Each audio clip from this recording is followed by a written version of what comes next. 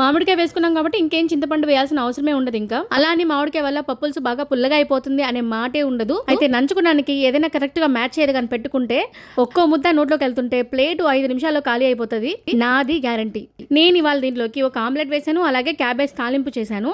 చాలా బాగుంటుంది పప్పుల్స్లోకి క్యాబేజ్ తాలింపు, అలాగే సాంబార్లో కూడా చాలా బాగుంటుంది. ఇంకా దీనికి బాగా మ్యాచ్ అయ్యేది ఉల్లగడ్డ పిట్టు, అది కూడా చాలా బాగుంటుంది. పప్పుల్స్లోకి మా నెల్లూరు ఎక్కువగా చేసుకొని తింటారు ఉల్లగడ్డ పిట్టు.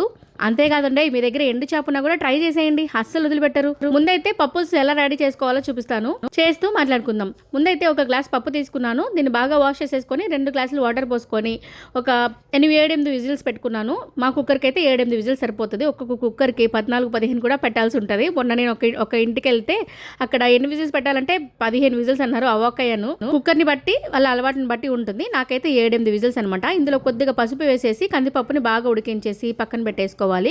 ఇంకా దీంట్లో వేసేదానికి టమాటా, ఎర్రగడ్డ, అలాగే మామిడికాయ, మునక్కాయ కూడా వేసుకుంటున్నాను టేస్ట్ కోసం.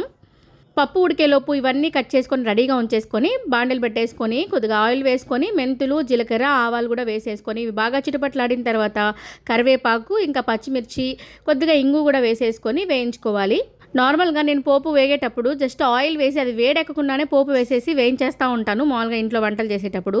ఈ మధ్యకాలంలో ప్రసాదాలు చేశాను, ఒక వీడియో పెట్టాను కదా మామిడి పూడి వెళ్ళాననేసి.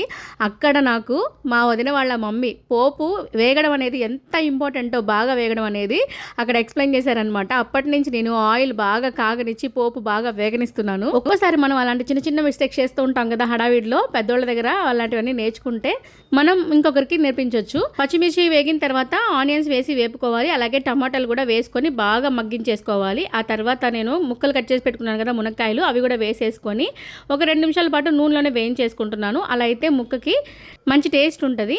ఇంకా ఇందులోనే కొద్దిగా పసుపు, ఉప్పు, అలాగే కొంచెం కారం కూడా వేసుకొని వేయించుకోవాలి. ఆ తర్వాత ఒక గ్లాస్ వాటర్ పోసేసుకొని ఈ వాటర్ అంతా ఇనికిపోవాలి.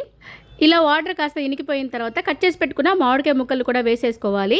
వేసేసుకున్న తర్వాత మూత పెట్టేసుకుంటే మామిడికాయ ఊరికనే ఒక్క 2 నిమిషాల్లో మగ్గిపోతుంది. మగ్గిపోయి మామిడికాయ పులుపు, సారం అంతా ఈ పులుసులోకి దిగేస్తుంది. ఇందులో మనం చింతపండు పులుసు ఏమి వేయట్లేదు కాబట్టి ఈ మామిడికాయలు వండి పులుపు సరిపోతుంది. ఇలా మూత పెట్టేసుకున్నామంటే మామిడికాయ ముక్కలు రెడీ అయిపోతాయి, అంటే మగ్గిపోయి రెడీ అయిపోయి ఉంటుంది కూర. ఇప్పుడు ఇందులో మనం ముందుగా రెడీ చేసి పెట్టుకున్న కందిపప్పు మిశ్రమం ఉంది కదా, దాన్ని బాగా మ్యాష్ చేసేసుకొని వేసేసుకోవాలి. అలాగే 2-3 గ్లాసులు వాటర్ కూడా వేసేసుకోవాలి. పప్పుల్స్ కదా, మా నెల్లూరులకైతే నీళ్ళగా ఉంచుకోవడం అలవాటు. పప్పుల్స్ని ఇంటికి బంధువులు ఎవరైనా వస్తున్నారంటే ఇంకొక గ్లాస్ ఎక్స్ట్రా పోయడమే. ఎన్ని నీళ్లు పోసినా సరే ఆ పప్పుల్స్ టేస్ట్ ఏంటో కానీ చాలా బాగుంటుంది. నీళ్ళగా ఉంటేనే ఇంకా బాగుంటుంది. కాకపోతే ఇలా చేసుకున్నప్పుడు పప్పుల్స్ చిక్కబడిపోతుంది, అందుకని కాస్త వాటర్ ఎక్కువగానే పోసుకోవాలి. నెల్లూరోళ్ళ అసలైన పప్పుల్స్ చేసే విధానం వేరే ఉంది. నెల్లూరోళ్ళు ఎవరైనా ఉంటే మా పప్పుల్స్ ఇలా ఉండదు అని చెప్పి తిట్టుకోకండి, నేను కూడా పక్క నెల్లూరేనే. ఎప్పుడు చేసేలా కాకుండా అప్పుడప్పుడు ఇలా డిఫరెంట్గా చేసి పెడుతూ ఉండాలి ఇంట్లో వాళ్ళకి. అప్పుడే మన కూరలు బోర్ కొట్టకుండా, పొరుగింటి పుల్లగూరలు రుచి అనకుండా ఉంటారు. ఈ పప్పుల్స్ లోకి అప్పడాలైనా, వడియాలైనా, తాలింపులైనా ఏవైనా సరే అద్భుతంగా అనేలా ఉంటుంది. ఖచ్చితంగా ట్రై చేయండి. మన ఛానల్ని సబ్స్క్రైబ్ కూడా చేసేయండి.